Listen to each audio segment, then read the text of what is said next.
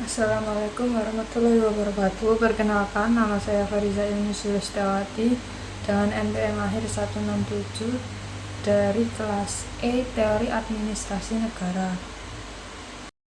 Kali ini saya akan menjawab pertanyaan-pertanyaan evaluasi akhir semester. Pertanyaan nomor 1 adalah analisis secara komprehensif mengapa kasus COVID-19 di Indonesia menggunakan konsepsi networking governance. Jelaskan siapa saja aktor yang terlibat dalam pelaksanaan, apa peran dari masing-masing aktor, hambatan apa yang muncul, dan model networking apa yang dikembangkan dalam tata kelola COVID-19 di Indonesia. Yang nomor 2, pemerintah Kota Surabaya memiliki struktur aktor seperti Kader Surabaya Hebat atau KSH untuk menangani stunting. Analisis dengan paradigma New Public Governance atau NPG, bagaimana program Kader Surabaya Hebat KSH menerapkan gagasan paradigma tersebut, dan kira-kira apa hambatan yang muncul dalam penerapan program Kader Surabaya Hebat tersebut. Yang nomor 3 dan yang terakhir, mengapa paradigma New Public Governance atau NPG menjadi solusi dibandingkan paradigma yang lain, dan berikan jawaban secara teoritik dan contoh empiris. Pertanyaan pertama, analisis penanganan COVID-19 di Indonesia dengan konsepsi networking governance. Pandemi COVID-19 merupakan contoh nyata dari wicked problem, yaitu persoalan publik yang kompleks, tidak pasti, lintas sektor, dan tidak dapat diselesaikan oleh satu aktor tunggal. Dalam konteks ini, pendekatan tata kelola tradisional yang hierarkis menjadi tidak memadai. Oleh karena itu, Indonesia dalam praktiknya menerapkan konsepsi networking governance, yaitu tata kelola berbasis jejaring yang melibatkan banyak aktor lintas sektor dan level pemerintahan untuk merespon krisis kesehatan nasional. Secara teoritik, networking governance menurut Rhodes dan Klein menekankan bahwa hubungan horizontal, saling ketergantungan aktor, serta koordinasi berbasis kepercayaan bukan semata-mata perintah. Pandemi COVID-19 menurut pertukaran sumber daya, informasi, dan kewenangan secara cepat antara pemerintah pusat, pemerintah daerah, sektor swasta, masyarakat sipil, hingga komunitas lokal. Tanpa jejaring tersebut, kapasitas negara akan sangat terbatas dalam menjangkau seluruh wilayah Indonesia. Aktor utama dalam penanganan COVID-19 di Indonesia meliputi pemerintah pusat, khususnya Presiden, Kementerian Kesehatan, dan Satgas COVID-19 sebagai pengambil kebijakan strategis. Pemerintah pusat berperan dalam menetapkan regulasi nasional seperti PPKM, kebijakan vaksinasi, serta pengadaan alat kesehatan. Namun, peran ini tidak berdiri sendiri karena implementasi kebijakan sangat bergantung pada aktor lain di luar pusat. Pemerintah daerah menjadi aktor kunci dalam jejaring ini karena bertugas menerjemahkan kebijakan nasional sesuai konteks lokal. Daerah melakukan tracing, testing, penyediaan rumah sakit, hingga pengawasan mobilitas masyarakat. Disinilah tampak praktik shared authority di mana negara pusat tidak sepenuhnya dominan, tetapi berbagi peran dengan pemerintah daerah dalam jaringan tata kelola. Selain aktor negara, sektor swasta dan masyarakat sipil memainkan peran strategis. Perusahaan farmasi dan BUMN seperti Bio Farma terlibat dalam produksi dan distribusi vaksin. Sementara perusahaan teknologi mengembangkan aplikasi seperti Peduli Lindungi. Organisasi masyarakat seperti NU atau Nahdlatul Ulama, Muhammadiyah, dan relawan COVID-19 berperan dalam edukasi publik, distribusi bantuan, serta membangun kepercayaan masyarakat terhadap kebijakan pemerintah. Meskipun demikian, praktik networking governance ini menghadapi berbagai hambatan.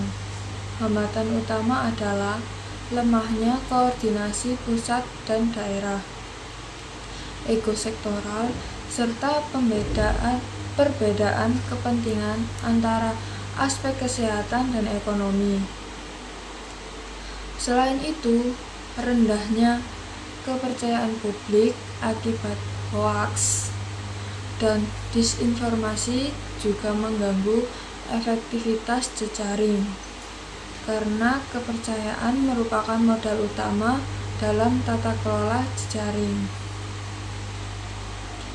Model jejaring yang berkembang dalam penanganan COVID-19 di Indonesia dapat disebut dengan hybrid network governance. Di satu sisi, terdapat komando hierarkis yang kuat dari pusat dalam kondisi darurat. Namun, di sisi lain, implementasi kebijakan sangat kolaboratif dan melibatkan banyak aktor non-negara. Negara berperan sebagai network orkestrator, bukan satu-satunya pelaksana kebijakan. Dengan demikian, penggunaan konsepsi networking governance dalam penanganan COVID-19 di Indonesia bukan sekedar pilihan, melainkan sebuah kebutuhan struktural. Kompleksitas pandemi memaksa negara untuk membuka ruang kolaborasi luas. Keberhasilan vaksinasi massal dan pengendalian pandemi menjadi bukti empiris bahwa tata kelola berbasis jejaring lebih adaptif dibandingkan pendekatan birokrasi murni. Pertanyaan kedua yaitu analisis program Kader Surabaya Hebat atau KSH dalam paradigma New Public Governance. Stunting merupakan persoalan pembangunan manusia yang berdampak jangka panjang terhadap kualitas sumber daya manusia. Masalah ini tidak hanya berkaitan dengan gizi, tetapi juga sanitasi, pendidikan, dan pola asuh keluarga. Oleh karena itu, pemerintah Kota Surabaya mengembangkan program Kader Surabaya Hebat sebagai strategi berbasis komunitas yang selaras dengan paradigma New Public Governance. Secara teoretik, New Public Governance menekankan bahwa pelayanan publik dihasilkan melalui jejaring aktor yang saling bergantungan.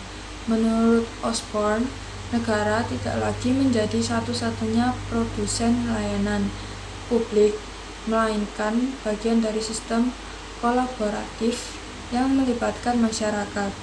Paradigma ini relevan untuk menangani stunting yang bersifat kompleks dan kontekstual. Program Kader Surabaya Hebat mencerminkan prinsip co-production, di mana masyarakat tidak hanya menjadi penerima manfaat, tetapi juga aktor aktif dalam penyediaan layanan publik. Kader berasal dari warga lokal yang memiliki kedekatan sosial dengan keluarga sasaran. Hal ini meningkatkan efektivitas intervensi karena kader memahami kondisi sosial budaya setempat. Dalam kerangka New Public Governance, kader berfungsi sebagai street level network actor. Mereka menjadi penghubung antara kebijakan pemerintah dan praktik di lapangan. Kader melakukan pendataan balita, pendampingan ibu hamil, serta edukasi gizi secara langsung kepada keluarga beresiko stunting. Jejaring aktor dalam program ini melibatkan Dinas Kesehatan, Puskesmas, PKK, RT RW, serta keluarga sasaran. Hubungan antar aktor bersifat kolaboratif, bukan hierarkis. Setiap aktor memiliki peran yang saling melengkapi dalam mencapai tujuan bersama, yaitu penurunan angka stunting. Secara empiris, keberhasilan pendekatan ini terlihat dari penurunan signifikan prevalensi stunting di kota Surabaya.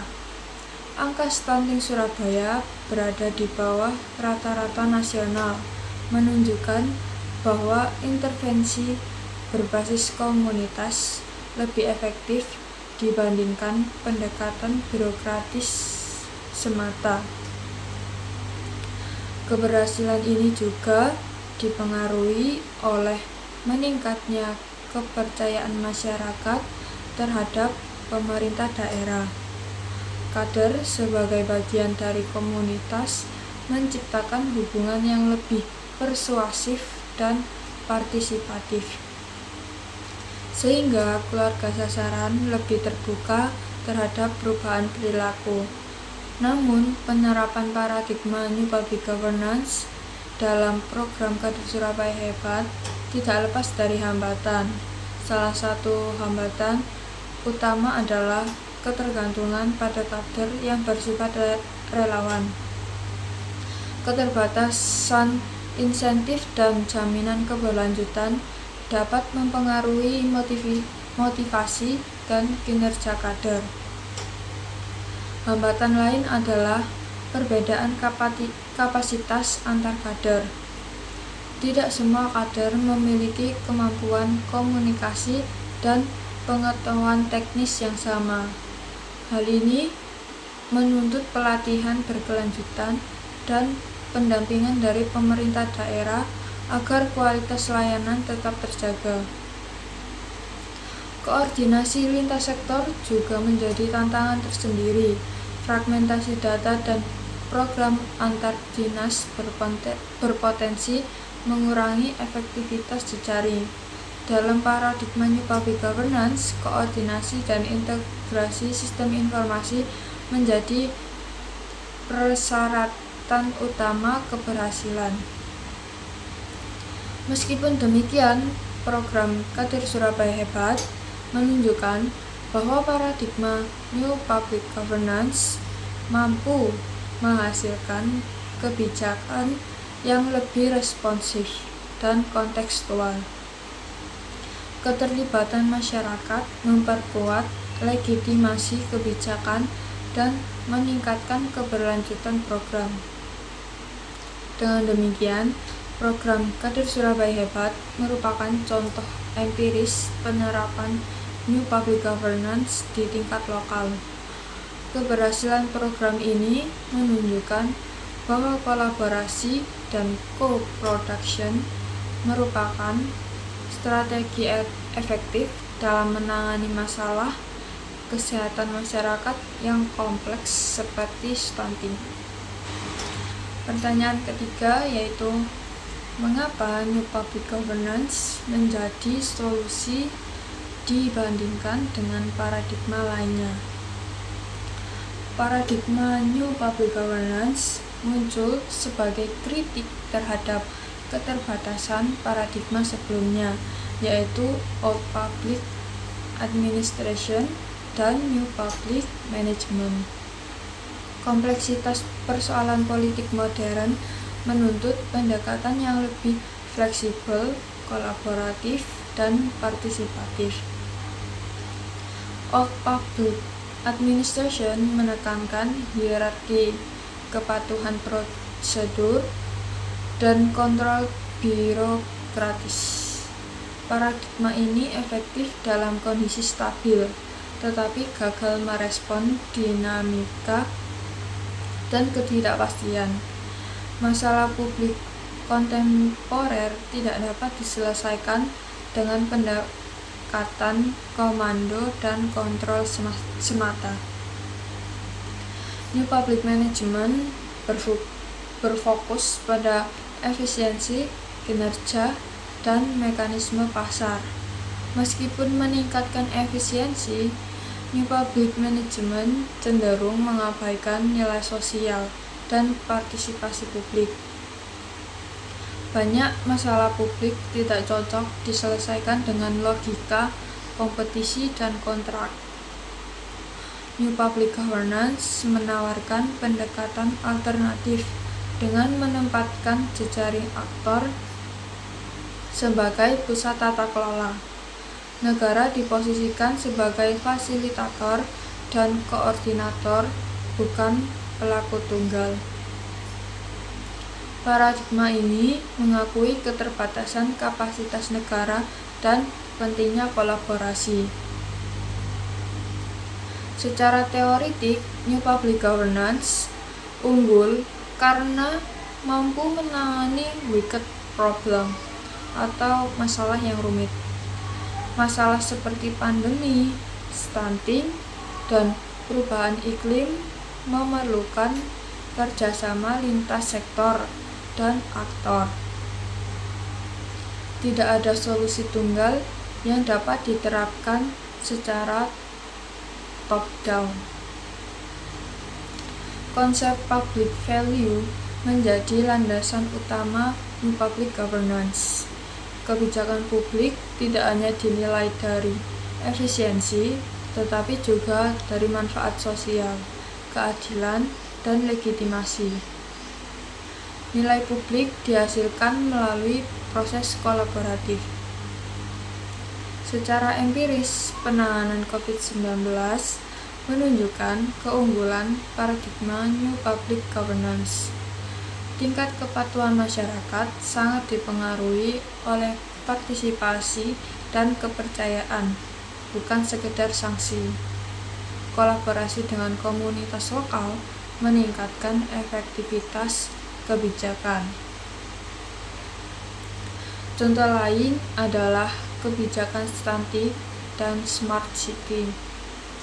Program-program tersebut hanya berhasil ketika masyarakat terlibat aktif dalam perencanaan dan implementasi. Teknologi dan regulasi tanpa partisipasi publik tidak menghasilkan dampak yang signifikan. Namun, New Public Governance memiliki hambatan atau tantangan. Kolaborasi membutuhkan kapasitas tata kelola yang tinggi, termasuk kemampuan membangun kepercayaan dan mengelola konflik kepentingan. Tanpa kapasitas tersebut, jejaring dapat menjadi tidak efektif.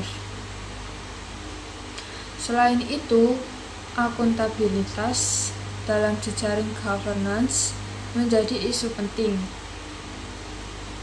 Ketika banyak aktor terlibat, tanggung jawab dapat menjadi kabur atau hilang. Oleh karena itu, negara tetap memiliki peran strategis sebagai penjaga akuntabilitas publik. Meskipun memiliki tantangan, New Public Governance tetap lebih relevan dibandingkan paradigma administrasi publik yang lainnya dalam konteks pemerintahan modern. Paradigma ini menawarkan fleksibilitas dan adaptasi yang dibutuhkan untuk menghadapi kompleksitas persoalan publik. Dengan demikian, New Public Governance menjadi solusi karena mampu menjawab tantangan tata kelola kontemporer. Paradigma ini tidak meniadakan peran negara, tetapi mentransformasikannya menjadi pengelola jejaring yang kolaboratif, inklusif, dan berorientasi pada nilai publik. Sekian dari saya. Bila ada salah kata, mohon maaf. Wassalamualaikum warahmatullahi wabarakatuh.